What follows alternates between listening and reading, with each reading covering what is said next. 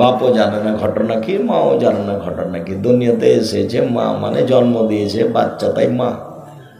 প্রসব করেছে তাই ও, বাপে বিবাহ দিয়েছে, স্বামীর কাছে গেছে তাই ও মা হয়ে গেছে। ও তো জানে না বাচ্চা পালন করা কি জিনিস।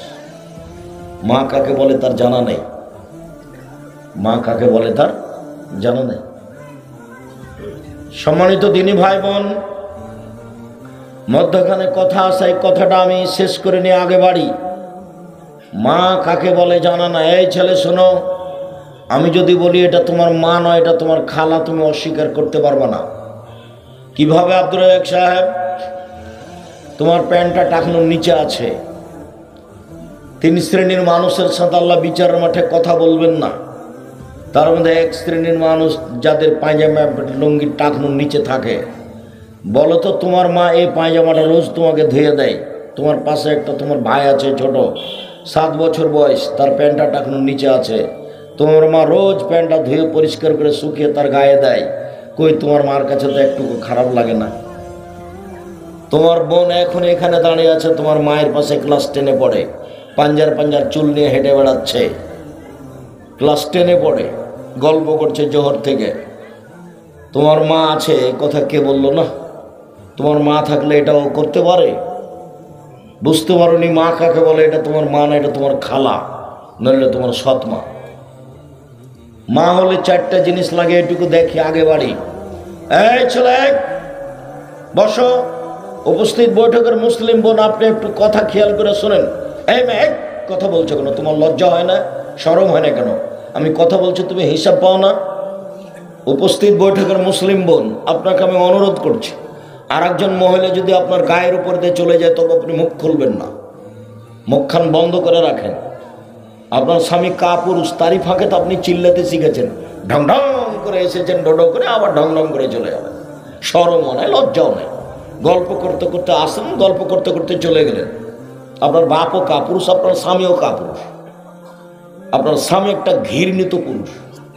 স্বামী হলে ক্ষমতা লাগে। চোখ যেভাবে ঘুরে বউ সেভাবে চলে, তার নাম ক্ষমতা। চোখ যেভাবে ঘুরে বউ সেভাবে চলে, তার নাম ক্ষমতা। বউ পালন করলে ক্ষমতা লাগে। আল্লাহ রাসূল বলছেন, ইয়া মাশারা শাবাব মান ইসতাতা মিনকুম বাত ফালা তাজাওয়াজ। এই যুবকদল শোনো, বিবাহ করলে আগে ক্ষমতা লাগবে, তারপরে বিবাহ।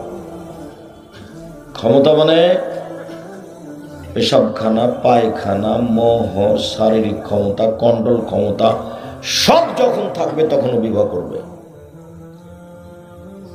যদি ক্ষমতা না থাকে তাহলে তাকে রোজা থাকতে হবে। আল্লাহ নবী বলছেন, রোজা থেকে থেকে থেকে থেকে ও তার যৌবনকে ধ্বংস করে দেবে, বিবাহ করতে পারবে না। যার মেয়ে ক্লাস 10-এ পড়ে, এখানে মাথায় কাপড় দিয়ে নাই, ওকে হিন্দুর মেয়ে, ওকে ইহুদি খ্রিস্টানের মেয়ে, তো মাথায় কাপড় দিয়া নেই কেন? ওর বাপ আছে, ওর ভুল কথা, ওর বাপ নেই। ওর মা আছে, এটা ভুল কথা, ওর মা নেই। বাপ মাকে শুধু ইনকামের জন্য আর ভাত রান্না করে খাওয়ার জন্য, ইনকাম আর ভাত রান্না আল্লাহ রাসূল ওভাবে বলেননি।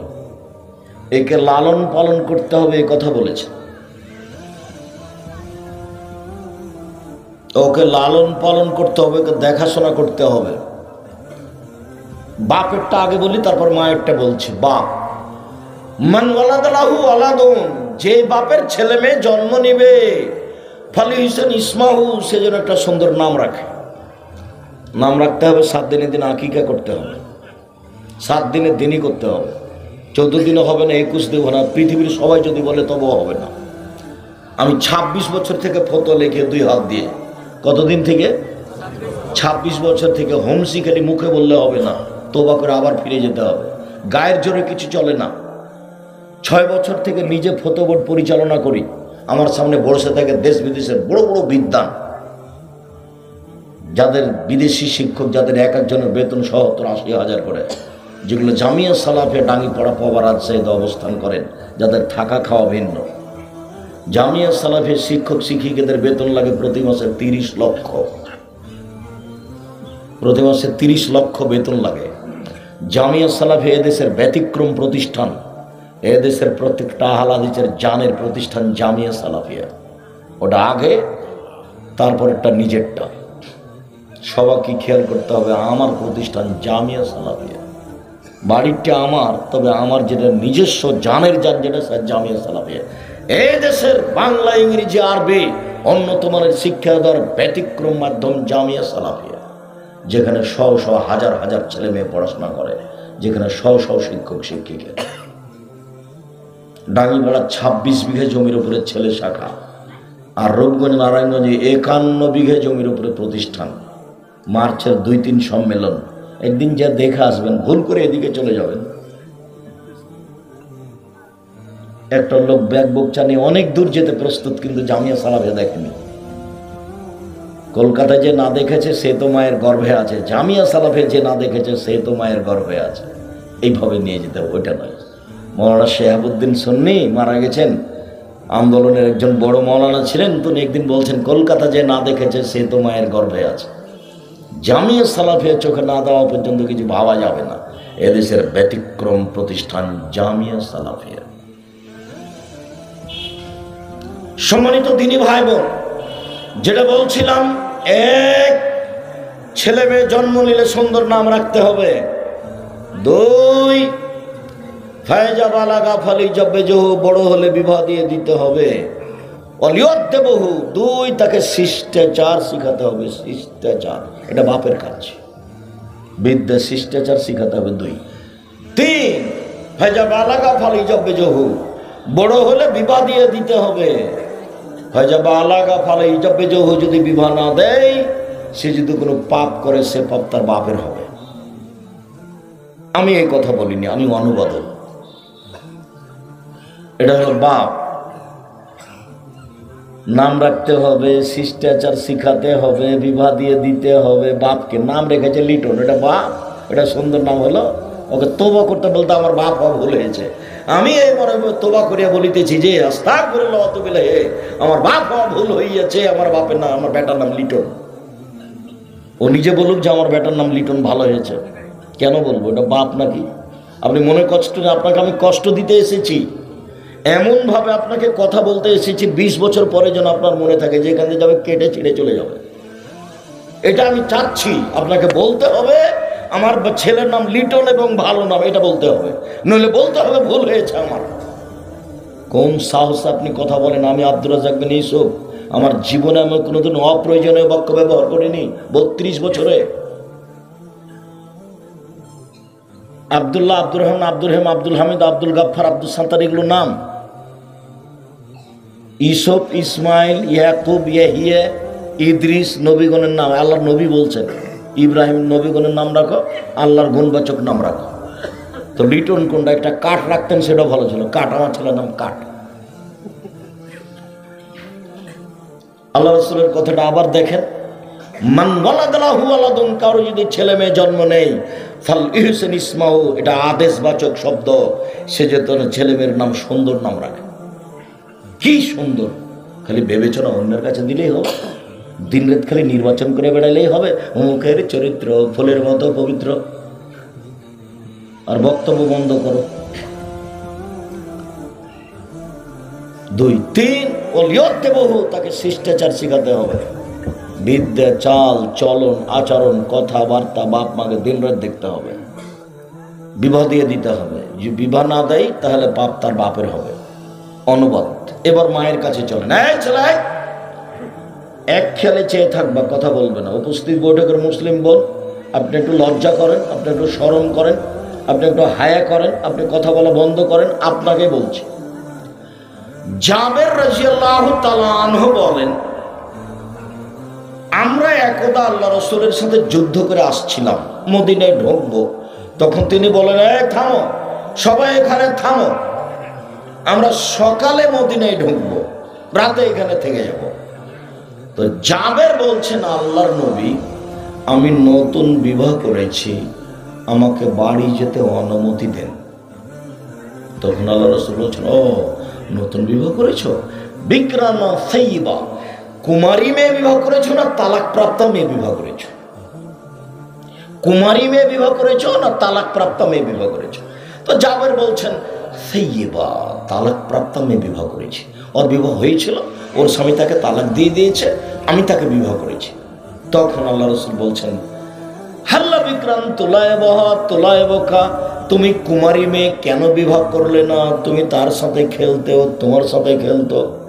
তুমি অবিবাহিতা মেয়ে কেন বিবাহ করলে না? তুমি তার সাথে খেলতে, তোমার সাথে খেলতো। তুমি কুমারী মেয়ে কেন বিবাহ করলে না? তুমি তার সাথে খেলতো, তোমার সাথে খেলতো।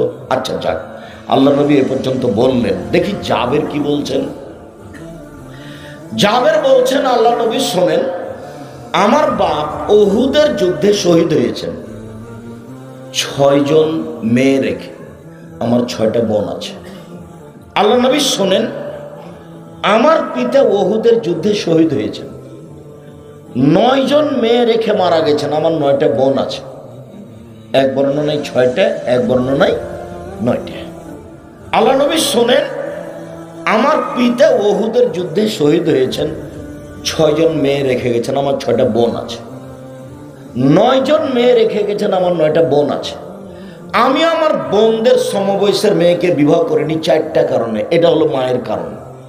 এই 4টা মাকে লাগবে। এখন বলছে শোনেন, আমি আমার বোনদের সমবয়সের মেয়েকে বিবাহ করিনি 4টা কারণে।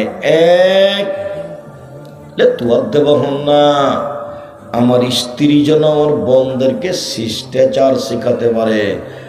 শিষ্টাচার, শিষ্টাচার কি জিনিস? আমার জামালপুরে বাড়ি, শিষ্টার খাওয়ার জন্য খেতে হয়। শিষ্টাচার বুঝি সুঝি না। শিষ্টাচার, শিষ্টাচার কি জিনিস? আম্মু,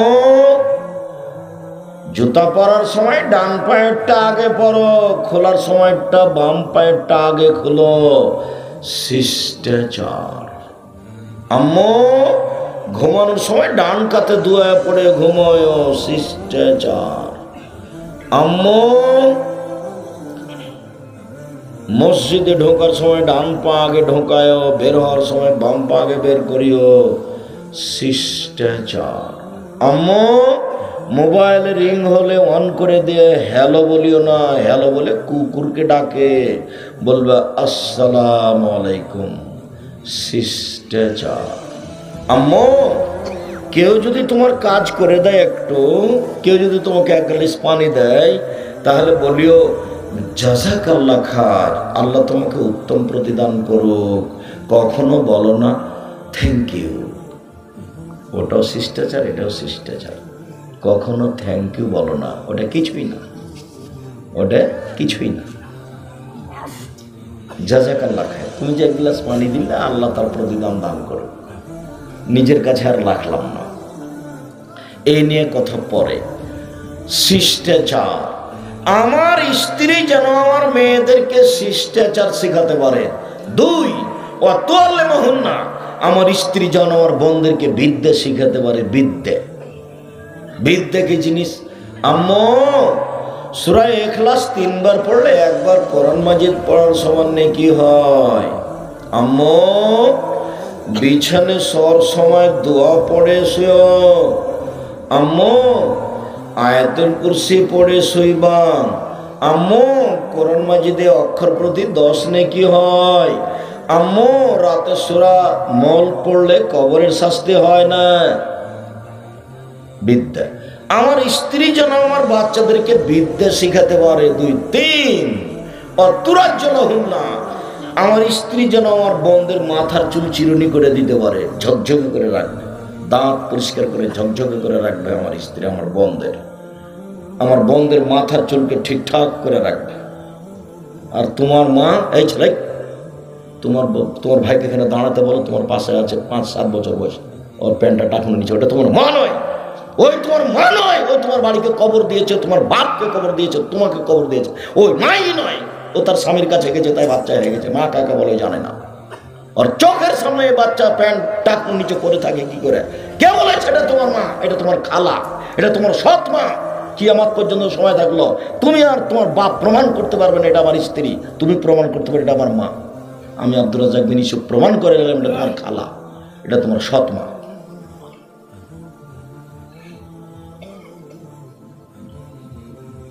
4, আমার স্ত্রী যেন আমার বোনদেরকে পাহারা দিতে পারে। আল্লাহ নবী বলছেন, তোমার মা তোমার এবং তোমার বোনের পাহারাদার। বলো তো কি পাহারা দেয়? এখন তোমার বোন দাঁড়িয়ে আছে মাথায় পাঞ্জার চুল নিয়ে, ক্লাস 10-এ পড়ে, সকাল থেকে দৌড়িয়ে বেড়াচ্ছে। ক্লাস 8-এ যেদিন সেদিন যুবতী হয়েছে, বিবাহ হলে 2টা বাচ্চা হতো। এখন তোমার মায়ের পাশে দাঁড়িয়ে আছে মাথায় কাপড় না দিয়ে। কথা আমাকে ফেরত নিতে হবে না। মা হলে 4টা জিনিস লাগে, কথা আমি বলিনি, হাদিস বুখারী মুসলিম। আল্লাহর নবী আমার বোনদের সমবয়সের মেয়েকে আমি বিবাহ করিনি আমার বোনদের লালন পালনের কারণে। এমন মেয়েকে বিবাহ করেছি সে বুঝে সংসার, জানে বুঝে। কথা আমি মনে হয় বুঝাতে পারি না। মা হলে কয়টা জিনিস লাগে এই ছেলে বলো তো, কয়টা জিনিস লাগে? 4টে। 1, শিষ্টাচার শেখাতে হবে। 2, বিদ্যা শেখাতে হবে। 3, পরিপাটি করে রাখতে হবে, ওটা পরিপাটি বলতে হবে, সাজগোজ করে রাখতে হবে ছেলে মেয়েকে। 4, পাহারা দিতে হবে। অবাক, পাহারা দেওয়া শব্দ আল্লাহ নবী উল্লেখ করেন, পাহারা দিতে হবে। মা হলো পাহারাদার। পাহারাদার কি? গতকালকে মেয়েটা স্কুল থেকে 2টার সময় এসেছে, আজকে 2:30 এসেছে। তোমার মা যখন ঢোকে তোমার বোন, তখন তোমার মা ফরজ পড়ে নফল পড়বে, সেজন্য সুন্নাত পড়বে, সেজন্য আল্লাহু আকবার বলছিল। বলতে যাবে আর তোমার বোন এসেছে বলে আসসালামু আলাইকুম আম্মা, আসসালামু আলাইকুম। তোমার মা এখন সুন্নাত পড়তে পাবে না, আগে 30 মিনিট খুঁজে বের করতে হবে। লেট কেন? কথা বুঝাতে পারিনি মনে হয়। ওই সুন্নাত লাগবে না, ওই সুন্নাতের প্রয়োজন নাই, ওটা তো মান বাড়ানোর জন্য, আর এটা আদেশ। 30 মিনিট তাকে খুঁজে বের করতেই হবে। লেট কেন 30 মিনিট? কোথায় আটকেছে, কোথায় কথা বলেছে, কার সাথে কথা বলেছে, প্রত্যেক দিন খাতা পরীক্ষা করতে হবে, খাতায় কি লেখা আছে। মোবাইল তো আশাই করা যায় না, মোবাইল তো বহু খারাপ। মোবাইলে খালি ল্যাংটা মেয়ে নাচে। তোমার মোবাইলও নাচে, তোমার বোনের মোবাইলও নাচে, তোমার বাপের মোবাইলও নাচে। আব্দুল্লাহ সাহেব ওভাবে কষ্ট দিও না, আমার কিছু করার নেই, যেটা নগদ সেটা বলছি, কিছু করার নেই। আল্লাহ নবী বলছেন আমার জীবনে বড় ভয়, আমার উম্মত গোপন পাপে লিপ্ত হবে, এটাই আমার ভয়। আমার জীবনে বড় ভয়। পৃথিবীর মানুষ শুনে রেখো, আমি জাতির উদ্দেশ্যে বলে যাচ্ছি, আমার উম্মত গোপন পাপে লিপ্ত হবে, এটাই আমার ভয়। দিন রাত মোবাইলে জেনা হচ্ছে, দিন রাত গোসলখানাতে গিয়ে জেনা করছে। ছেলে আছে জামালপুরে, মেয়ে আছে লন্ডনে, এখানে জেনা হচ্ছে। সম্মানিত আসুন আমরা আমাদের জীবনকে ভালো কাজে ব্যয় করি, আমরা বেশি বেশি করে নেক আমল করি আর খারাপ কাজ থেকে বিরত থাকি।